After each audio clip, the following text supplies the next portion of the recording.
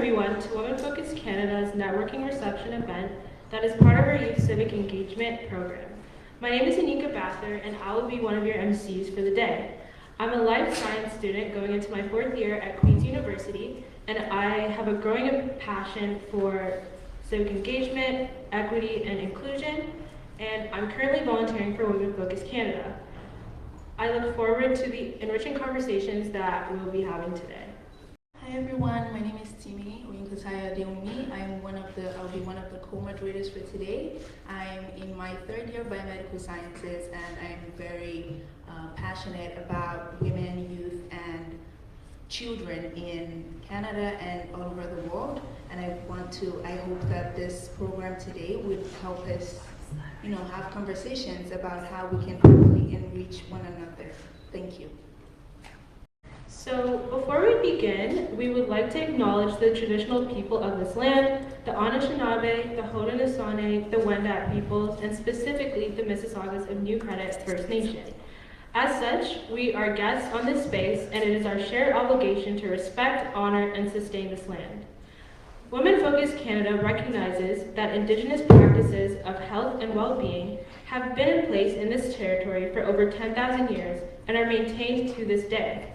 We also recognize the special relationship Indigenous and non-Indigenous people have from treaties signed at a national level.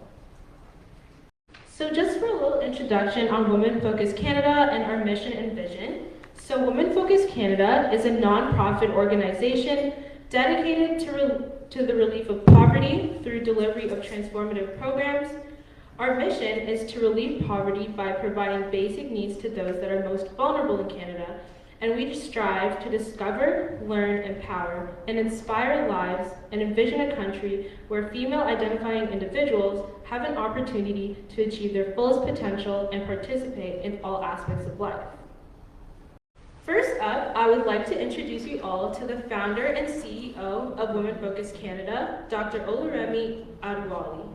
Dr. Oluremi, or Remi Adewale, is a Canadian-trained registered nurse currently working as a mental health nurse consultant with a major municipality in Canada. Her influence on mental and physical health has impacted thousands of lives, both locally and internationally. Remi applies her education to mentor skilled immigrants and students and has volunteered for specific enterprises, supports strategic health promotion initiatives, and fosters partnerships with organizations. Dr. Adewale was a doctorate degree in education, majoring in health policy and health education, and is driven by passion and dedication to inspire, empower, and improve the lives of people and communities. In 2018, this passion gave birth to the registration of a Canadian not-for-profit and charitable organization called Women Focus Canada. Please join me to welcome the convener of the Youth Civic Engagement Program and the President and CEO of Women Focus Canada, Dr. Oluremi Adewale. I would like to start by wishing a very good afternoon to all the participants, the mentors, my colleagues, speakers, Women Focus Canada board members represented here, and the honorable members of provincial parliaments as they arrive. It is by the power of God and God's grace that we are all gathered here today. I also want to acknowledge members of this group who are here and those who are joining us virtually. Some of us cannot come due to some reasons, but many of us are joining online. It is great to see all bright eyes and feel the amazing energy in this room today. It is all about civic engagement and building our country, Canada. It's all about building Canada, a better Canada. It starts from all of us. Women Focus Canada Youth Civic Engagement inaugural program aims to connect youth to Ontario's political system and enhance their knowledge regarding the legislation, governance, electoral processes, policy making, and the development of leadership skills. The main objective for today's event is to have the students and their mentor to talk with SPAC for historical knowledge and provide program participants with the opportunity to learn from and connect with active community leaders involving in various forms of civic engagement, and we have them here today. It is my hope that you will take what you learn from this program and continue to advance our work and spread the word about the importance of representing, the importance of advocating for our communities through civic participation and leadership.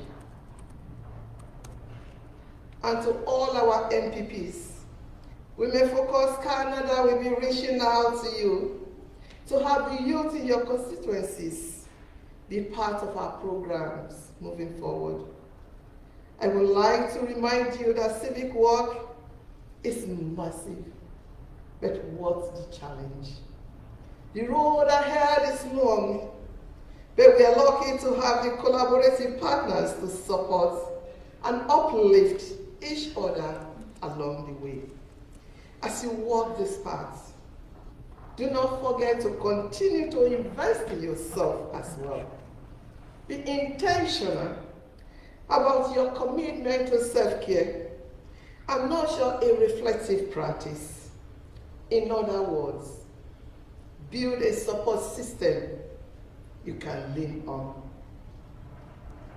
It will be crucial for your well-being and to the success of your important work in creating systemic change. Thank you for listening. So next, I would like to invite the MP of Brampton East, the Honorable Minister Meninder Sidhu, for a few remarks on the importance of women's representation in politics. So please join me in giving him a warm welcome. Well, thank you everyone. Thanks for having me, Remy.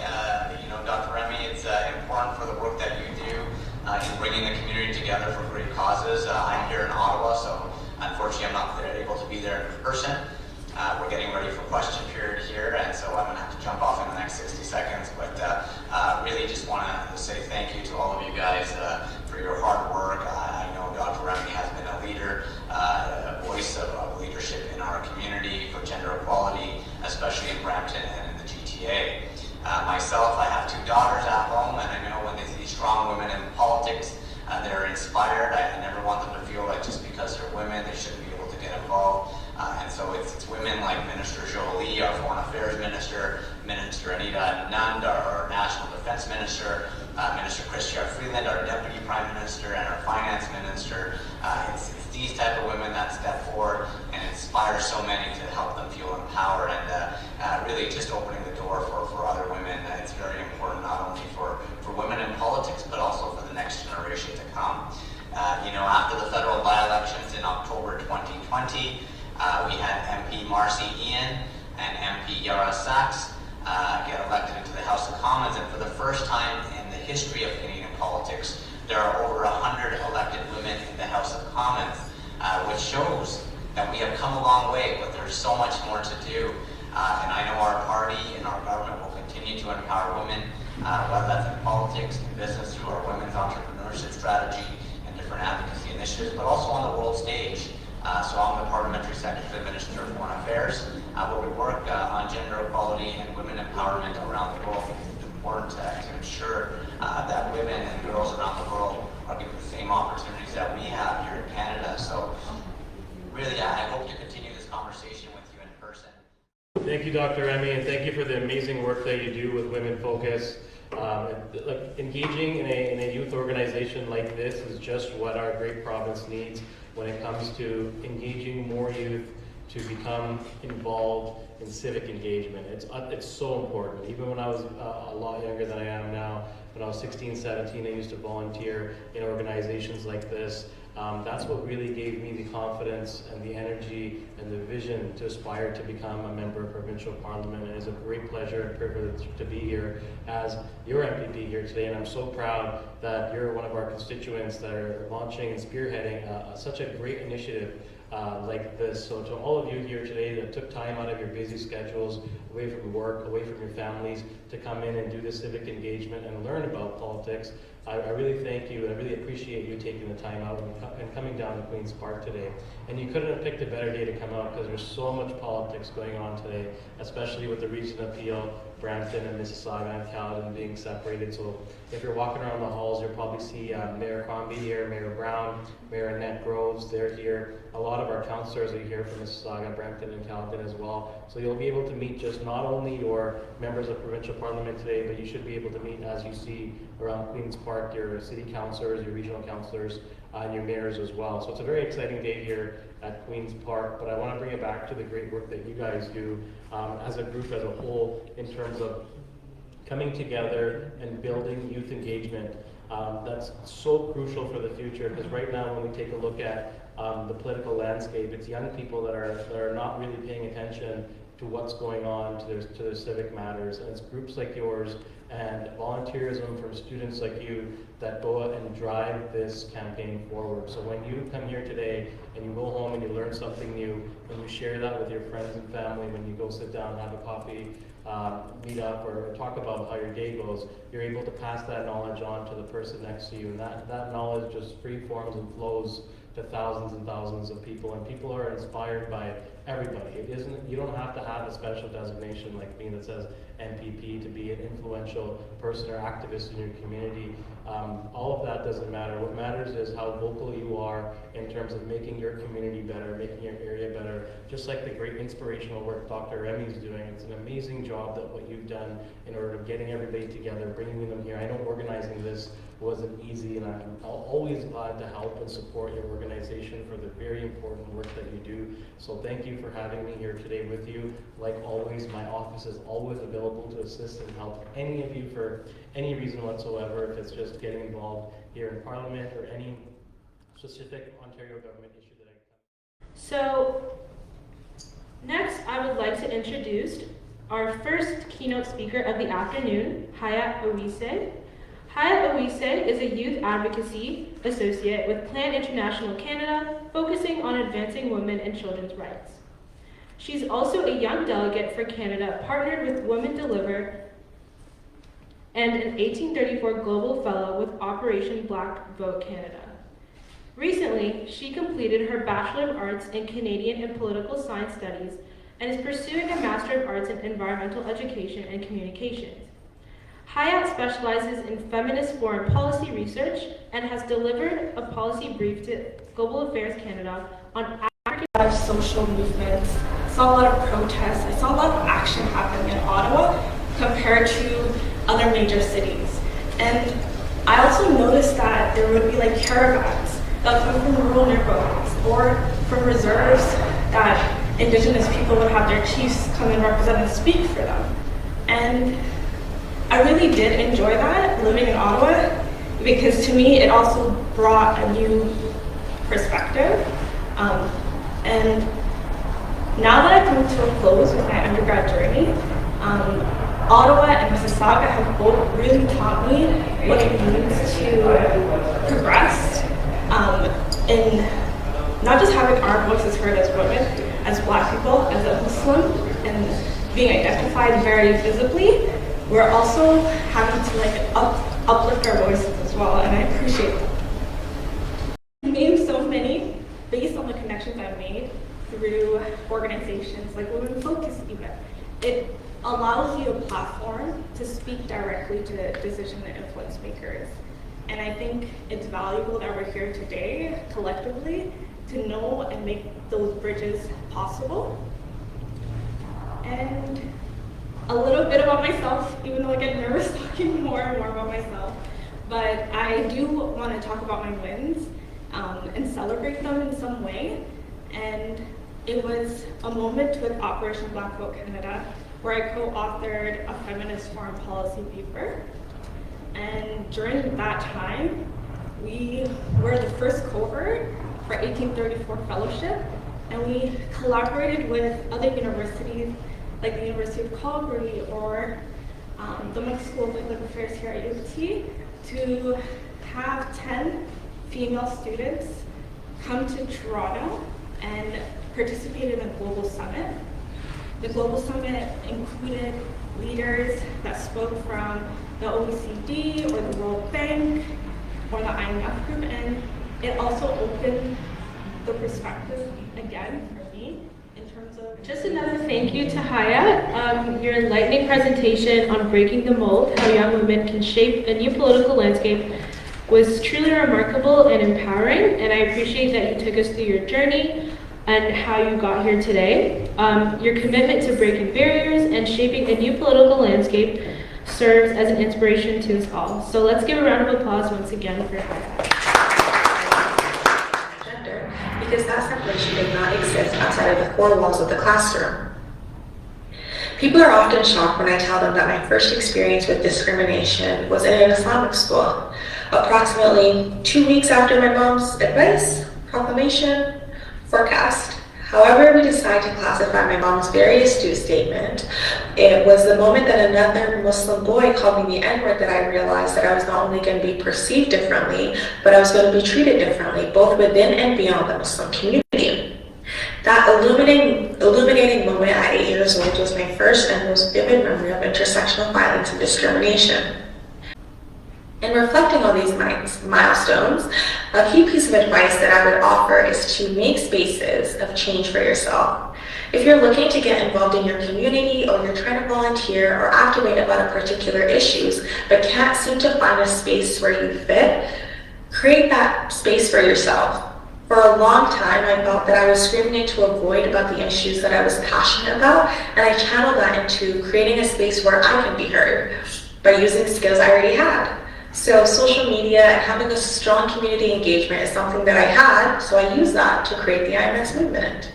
This work has shown me that space will not always be made for you, and you may have to create that space for yourself. The levels of intersection of my identity is something that I also found difficult to navigate when I was trying to find my voice in this space.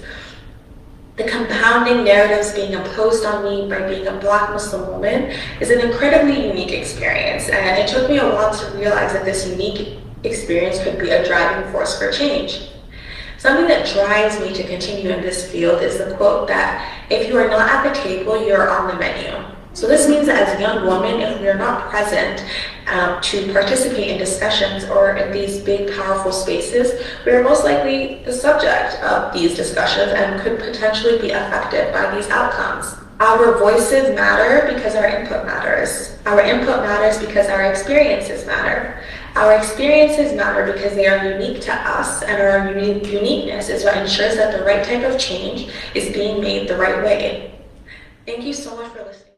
Next, I would like to introduce Honorable Minister Mary Margaret McMahon to tell us what it is like to be a woman in politics and the numerous opportunities that exist for women.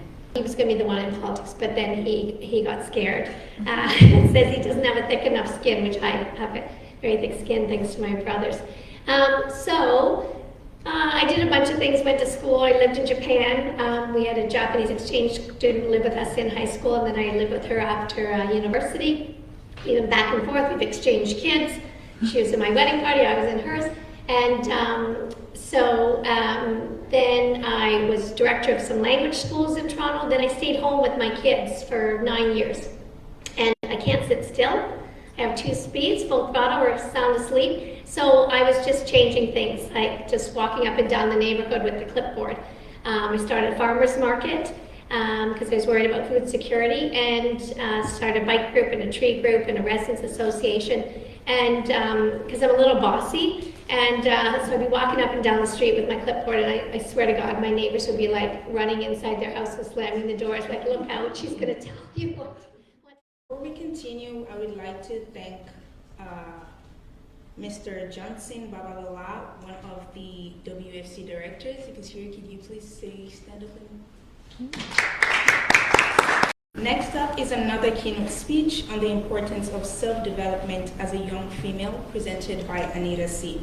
Anita is a registered nurse and a member of the Registered Nurses Association of Ontario. She was a recipient of the RNAO Hub Fellowship Leadership Award in 2017, leading a team of high-performing individuals using a coaching approach. She is very passionate about speaking out for nursing and health, and her current nursing philosophy is around social determinants of health and health promotion through the incorporation of values of public health and prevention. She has been a nurse since 2007 in the hospital setting, public health, and community health. She has a BSc from York University, a BA in political science from McMaster, and an MPH in health promotion from the University of Toronto. Please join me in welcoming Ms. Anita C. Thanks, Tony, for the introduction. It's been a while since having to stand up on a podium. It's a little bit different than the Zoom WebEx little windows, so thank you so much for having me. Dr. Adewale, thank you for inviting me to be part of this group. I had mentioned to her that I was very inspired by civic engagement, and then she mentioned this program, and so I think it's boards, including Urban Minds and Frida, the Young Feminist Fund. So welcome, Eugenia. I would also like to invite upon Rachel. So Rachel Kalaba is a passionate educator, blogger, and activist with extensive experience in international development and education in Africa. And then last but not least, we have Shami Lamo. So Shami is a community organizer, human rights activist, and currently serves in the Leadership Council of the World Liberty Congress. So welcome.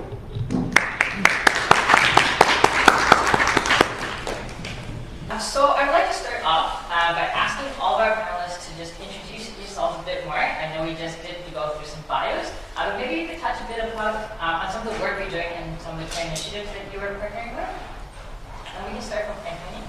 Okay, well, thank you for the advice. This is great. I think I'll start with the positionality that I'm an immigrant to Canada. I moved a few years ago from El Salvador, from Central America. And so that's sort of colored the way that I navigate civic engagement. I can't yet vote. And so I've tried a system works here, and how I also can have some input if it's not through voting, then through engagement with communities. That's how I come to this work. And that's how I've learned a lot about Canada and where I live, my new home here. I work in education technology at the moment, but still very much engaged in doing community-based participatory action research with immigrant women here in Toronto, bringing to light issues that